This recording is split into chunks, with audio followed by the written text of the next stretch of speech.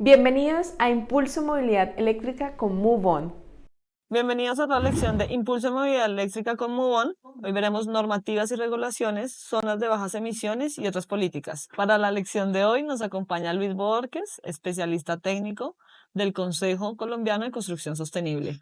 Hola Luis, Natalia, ¿cómo ¿cómo estás? ¿Cómo va estás? todo? Gracias por estar acá, por tu tiempo. No, gracias por invitarme. Muy interesante este espacio. Espero que sea muy provechoso para todos. Ojalá.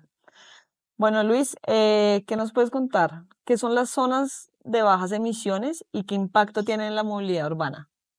Bueno, yo creo que aquí lo más importante es tener un contexto y entender que las ciudades entre más sobrepobladas y más densas se vuelven, el tráfico se complica más.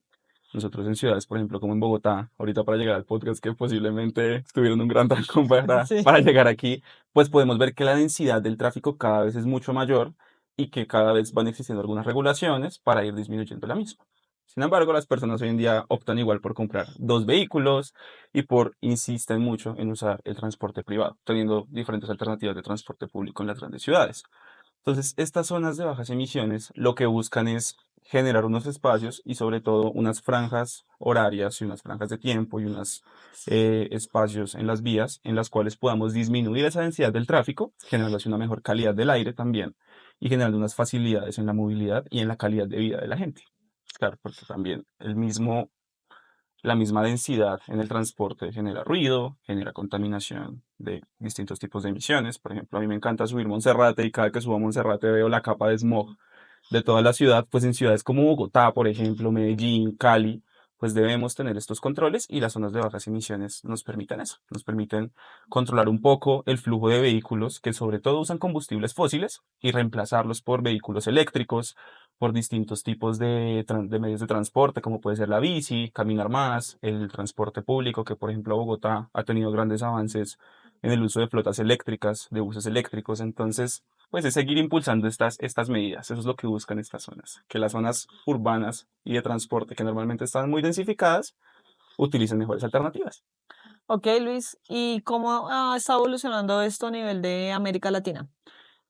Pues ha sido complejo. Realmente existen varias barreras y que igual más adelante yo sé que vamos a enfocarnos más en las barreras, pero hay muchas trabas no solamente en temas de conciencia de la gente, porque como les digo, existe el pico y placa, existen las iniciativas de, oiga, pues respiremos un mejor aire, tengamos unos espacios más saludables para nosotros, para nuestras familias, etcétera. Pero igual la gente opta por dos carros, carros baratos.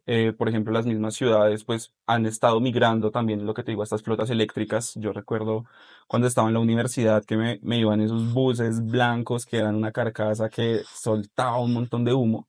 Entonces las mismas ciudades han ido evolucionando un montón en ese sentido. Pero yo creo que aquí también es un tema de que cada vez somos más conscientes, cada vez la misma infraestructura se va adaptando más a, por ejemplo, puntos de carga eléctrica para promover estos vehículos eléctricos. En Bogotá, que tenemos también todo el tema de las bicis, que no sé si las han visto, que pues tenemos Ujú. esas bicis que tú puedes alquilar y puedes usar. Los mismos planes de ordenamiento territorial en Latinoamérica y en Colombia se han ido yendo más al lado del transporte activo, de organizar mejor las ciudades para que tú no tengas que usar el carro. Entonces oiga, si vamos a usar el carro, usemos lo menos, y si vamos a planificar las ciudades, pues planeémoslas mejor. ¿Podrías decir que esos son como los mayores retos que enfrentan las ciudades para implementar todas estas soluciones? Yo creo que primero claramente es la cultura y la educación. El desarrollo de capacidades siempre ha sido una gran problemática porque no entendemos el por qué hace unos meses se incendian los cerros de Bogotá y ahorita estamos presentando diluvios cada 3 días. No entendemos el por qué esto pasa. Entonces, cuando nosotros entendemos, nos capacitamos y nos concientizamos, es que podemos llegar a generar un impacto y a tener como ese granito nuestro como usuario final, al momento de ser conscientes de lo que hacemos. Y otro lado también está en que, pues, nuevos proyectos a veces no traen esta infraestructura, por ejemplo, para bicicletas, para vehículos eléctricos, y hay un reto muy grande que es el monitoreo de este tipo de soluciones.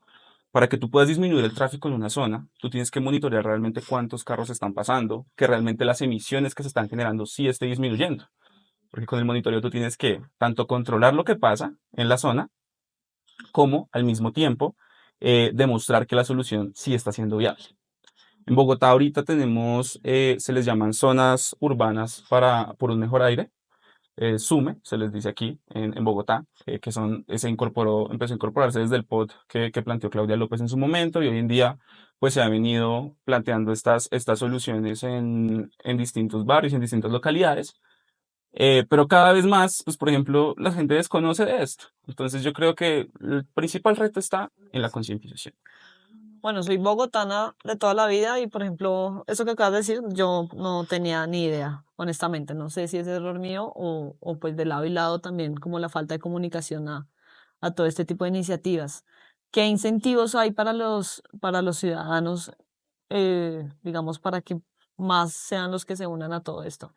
Bueno, como ya saben, por ejemplo, el uso de tener un vehículo eléctrico en la ciudad, en las ciudades pues tienen múltiples beneficios, tienes mejores tasas para la compra de estos vehículos, realmente sí es más económico el tema de el cargue, por ejemplo, de mi vehículo eléctrico a comparación de estar usando combustible.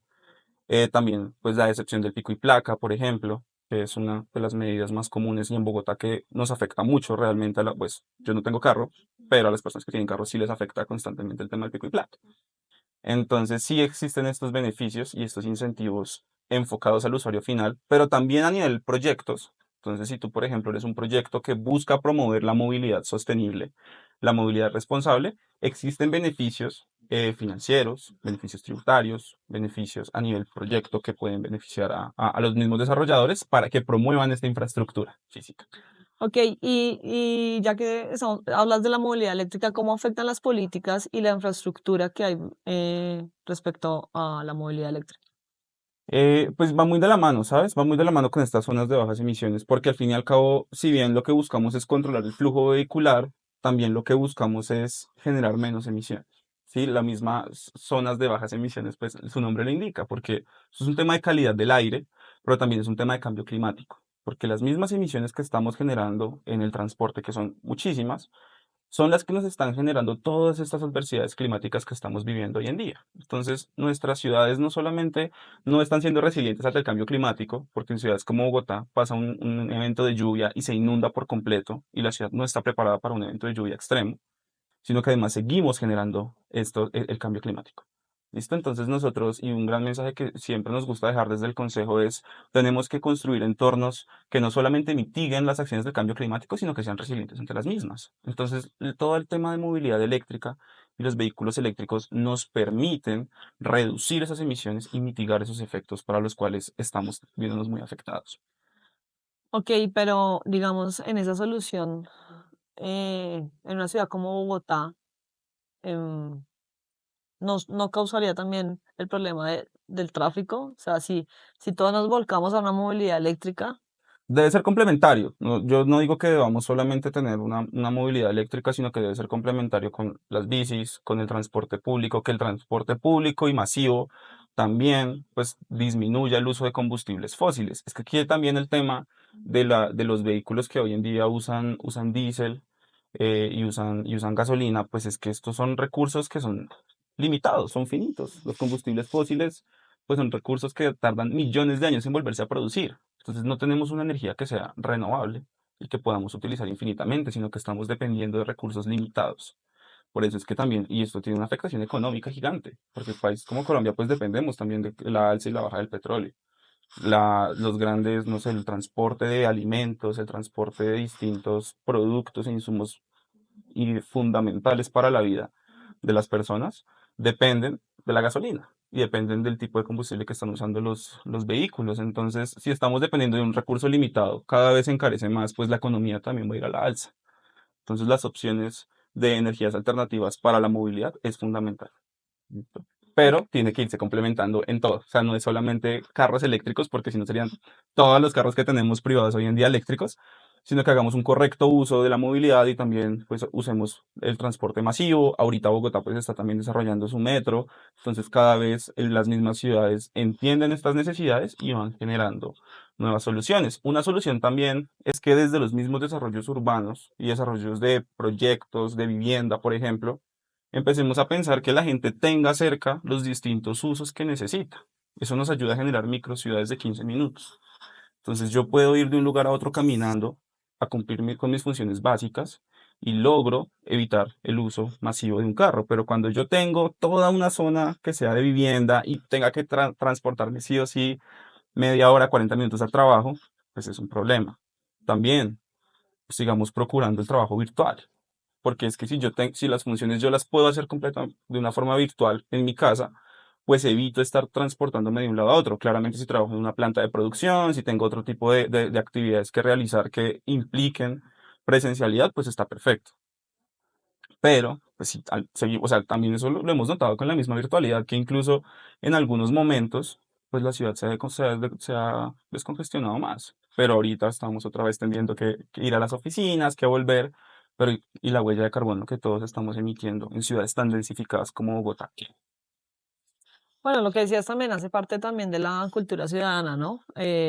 No vamos a decir mentiras que hay muchas personas que mal aprovechan el poder trabajar en casa, ¿no? ¿Qué recomendarías a los ciudadanos y las empresas para prepararse, digamos, en la expansión de toda esta normativa? Yo creo que primero se desarrollen sus capacidades.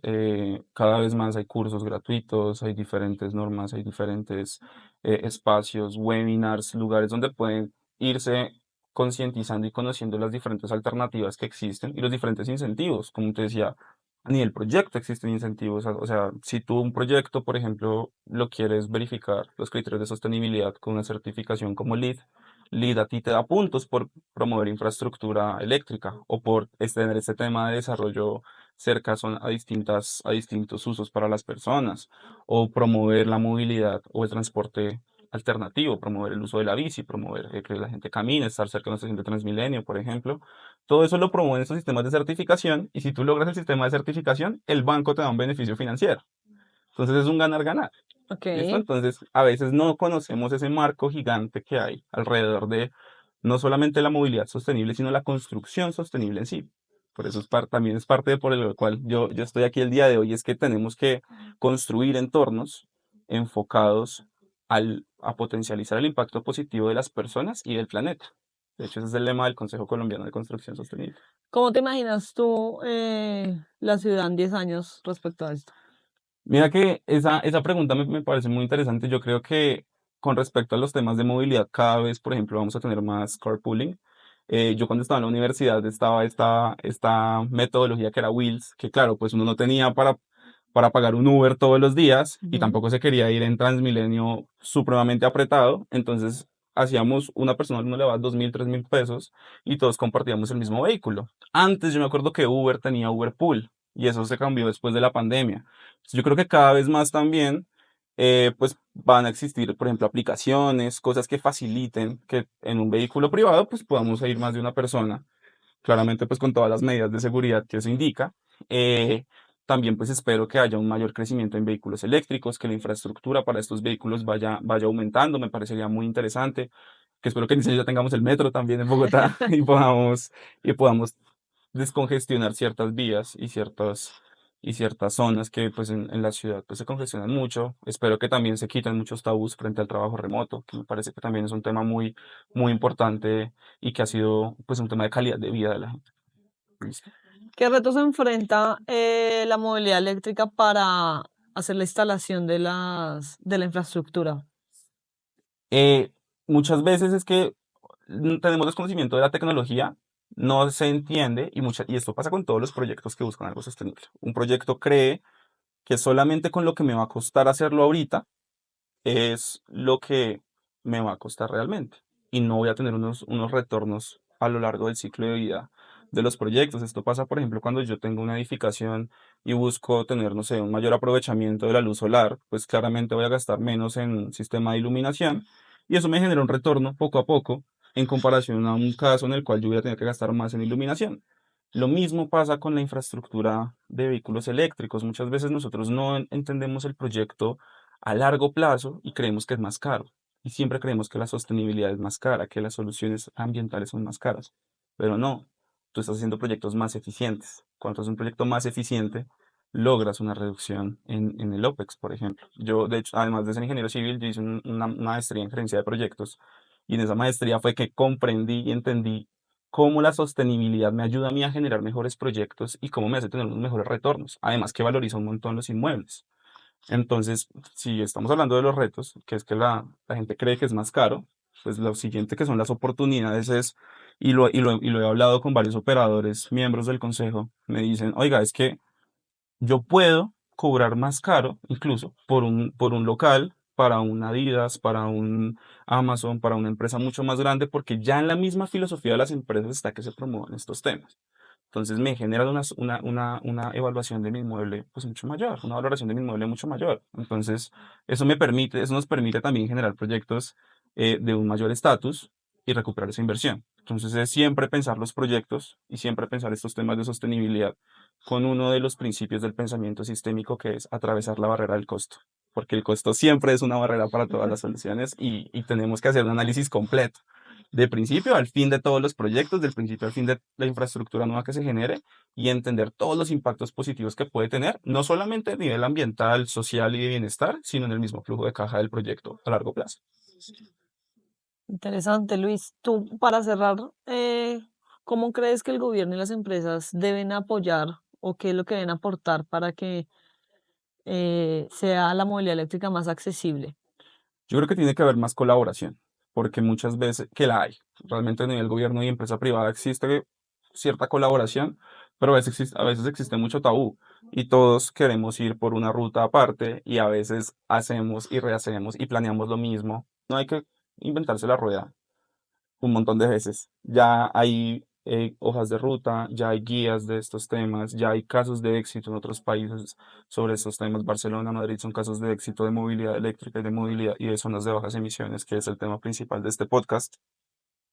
Y debemos replicarlas y debemos adaptarlas a nuestro contexto. Entonces, si existe una buena colaboración entre gobierno y entre sector privado en pro de esto, pues se puede lograr perfectamente, pero cada quien quiere hacer sus cosas de forma independiente. Entonces, estamos haciendo lo mismo cuando si nos unimos en fuerzas y en capacidades técnicas, Lo haremos podemos más tener un rápido. desarrollo más acelerado y más rápido, que ese es un gran problema que tiene nuestro país y que tienen países similares a Colombia.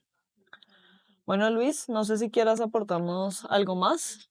No, pues que sigamos escuchando estos espacios, que sigamos capacitándonos, que sigamos leyendo, aprendiendo de todo lo que tiene que ver con la sostenibilidad. Realmente yo soy una persona muy apasionada por el tema, desde siempre me ¿Se ha nota? encantado, desde siempre me ha encantado todo lo que tiene que ver con generar un impacto positivo. Y yo creo que todos, y por eso nosotros desde el Consejo siempre le damos tanto valor al usuario final. Todos como usuario final, todos como personas, porque creemos que el cambio lo hacen son las empresas, que el cambio lo hace es el gobierno, las corporaciones, nosotros podemos también impactar. Desde pequeñas acciones que hagamos cada uno, podemos impactar y podemos hacer las cosas mejor. Entonces, mi invitación es esa, a que conozcan, a que sigan conociendo sobre Muón, a que conozcan el Consejo. También, pues, pueden buscar Consejo Colombiano de Construcción Sostenible en distintas redes. También tenemos muchos de estos espacios, no solo hablando de movilidad ni de infraestructura sostenible, sino de eficiencia de recursos, eficiencia del uso del agua, circularidad, materiales. Bueno, tocamos todo Un tipo de montón. temas. Y pues nada, espero que todos sigamos siendo estos líderes que transforman en la construcción y el entorno nuevo que estamos Bueno, generando. Luis, nuevamente muchas gracias. Desde Monte agradecemos muchísimo el espacio, tus conocimientos, la actitud. Espero que haya sido de una información supremamente valiosa para todos los que nos están viendo y nos vemos en la próxima lección. Muchas gracias, que estén muy bien. Chao. Gracias.